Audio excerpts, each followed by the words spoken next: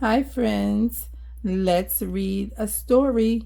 It's Monday, and I told you after I read a Bible story, I will come back and read another story on Monday, and today is Monday. So, today our story is a Walt Disney's book, and it is Winnie the Pooh and Tigger too. Let's see what this story is all about. Uh-oh.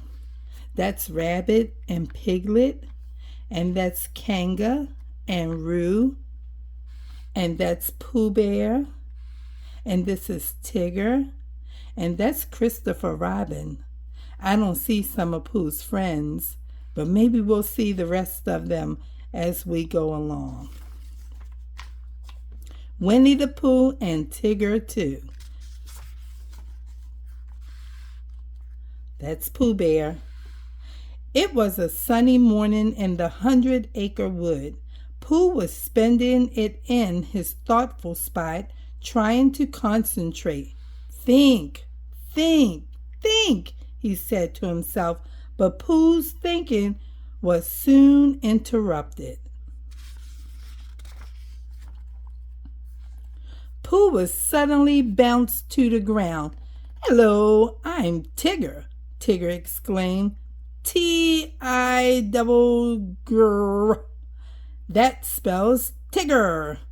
"I know," Pooh replied. "You've bounced me before." "That's right. You're the one who's stuffed with fluff," Tigger remembered. "Well, I've got to go now. I've got a lot of bouncing to do." And before Pooh knew it, Tigger was gone. Tigger bounced and bounced and bounced until he bounced right into Piglet. "Tigger, you scared me," Piglet stammered. "I did?" wondered Tigger. "Why, that was just one of my little bounces." "Oh, then thank you," Tigger said Piglet. "Yup, I'm saving my best bounce for old Long Ears," Tigger announced, and off he bounced to see Rabbit. Rabbit was enjoying a quiet morning in his garden when Tigger appeared. He bounced right on top of Rabbit, sending vegetables flying everywhere. Rabbit was very upset. "Why don't you ever stop bouncing?" he asked Tigger. "'Cause that's what Tiggers do best," Tigger said happily. Then Tigger sang a little song.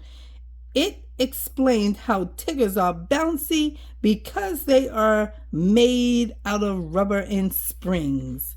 Tigger bounced all over Rabbit's garden as he sang, happy to be the only Tigger in the whole world. Then off he bounced, leaving Rabbit's garden in a mess. Rabbit doesn't look so happy, does he? Later that day, Rabbit told Pooh and Piglet about his plan to unbounce Tigger. "Well, we'll take him on a long explore into the woods," explained Rabbit. "Then we'll lose him there. When we go back for him the next morning, he'll be a sad and sorry Tigger. It will take the bounce right out of him." "That is a splendid idea," said Piglet, but Pooh just snored. He was fast asleep in a soft chair. Piglet woke Pooh up. Then they all agreed to take Tigger on an explore the very next day. Uh-oh. It was a cold and misty morning as Pooh, Piglet, Rabbit, and Tigger set off into the woods. Tigger bounced on ahead of the others. Finally, Rabbit decided it was time to lose Tigger altogether.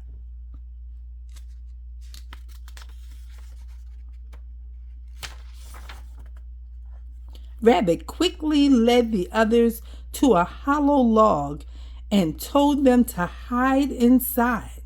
Tigger soon came bouncing back. "Hello!" he called, wondering where his friends had gone.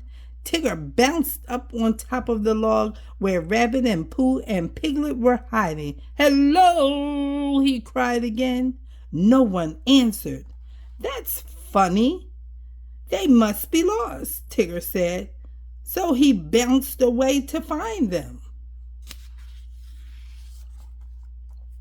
As soon as Tigger was out of sight, Rabbit began leading the way home.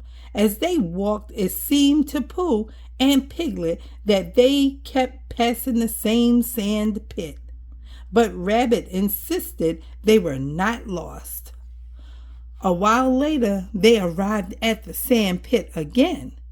"We keep looking for home, but we keep finding this pit. Maybe if we look for this pit, we might find home," Pooh suggested. "That makes no sense," said Rabbit. "We're not lost. Wait here. I'll prove it to you." So Pooh and Piglet waited and waited and waited. Pooh's tummy rumbled. At last he said, "Come, Piglet, my honey pots at home are calling to my tummy." I couldn't hear them before because Rabbit was talking.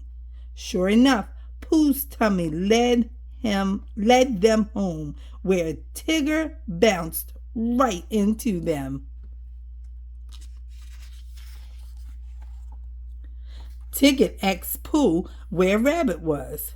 "Missing in the mist," Pooh answered. "Then I'll just have to bounce him out of there," cried Tigger.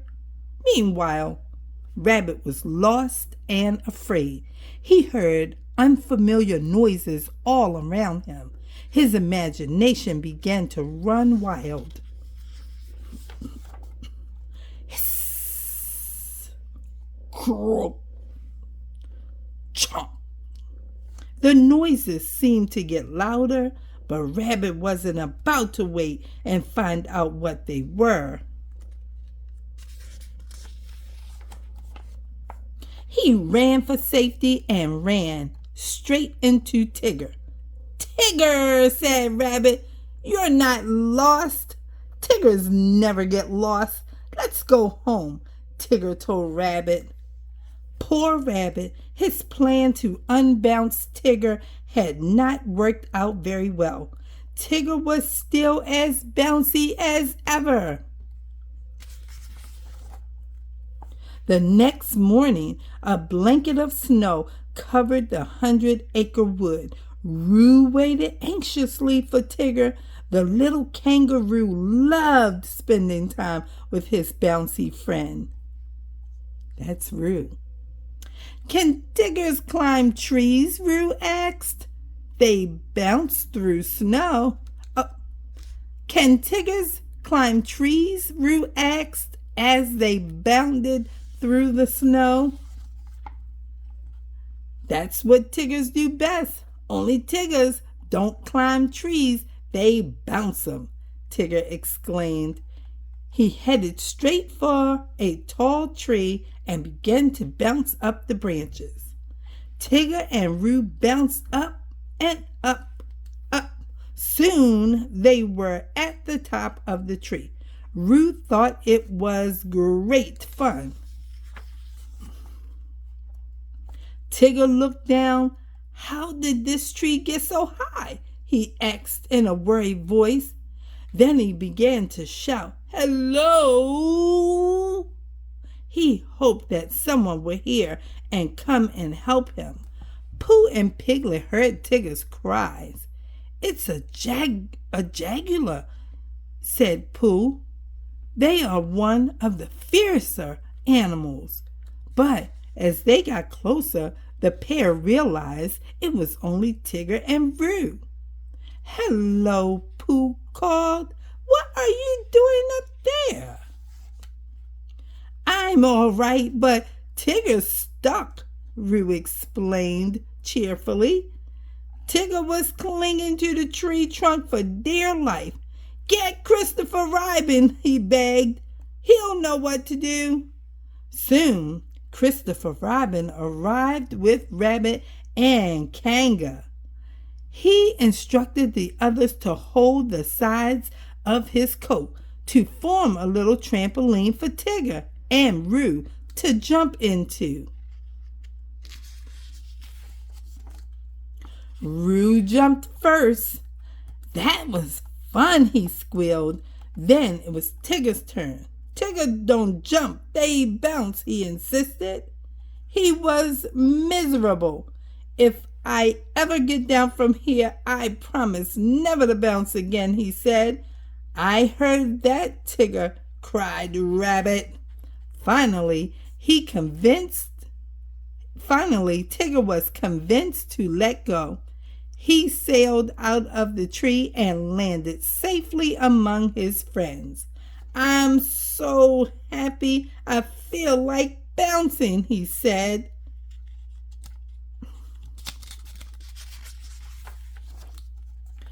But you promised, Rabbit reminded him. You mean I can't bounce ever again? Tigger asked. Never, Rabbit said, pleased to have finally unbounced Tigger. Tigger walked away sad and droopy. I like the old bouncy Tigger best, Roo said. So do I, said Christopher Robin. We all do. Don't you agree, Rabbit? Asked Kanga. Oh, all right, Rabbit said reluctantly. I suppose I like the old Tigger better too. Tigger came bouncing back.